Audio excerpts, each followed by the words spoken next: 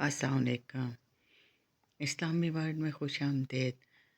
مجھے ذاتی طور پہ واصف علی واصف صاحب بہت پسند ہے، اس لیے آج آپ کو ان کے کچھ اقوال بتاتی ہوں، امید ہے آپ کو پسند آئیں گے۔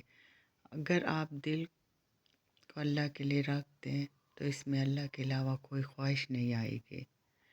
اگر آپ اپنے وجود سے نکل جائیں تو یہ نفس ہے، اور محبت میں داخل ہو جائیں تو یہ روح ہے، اور اس کی مشیت میں چلے جائیں تو یہ نور ہے۔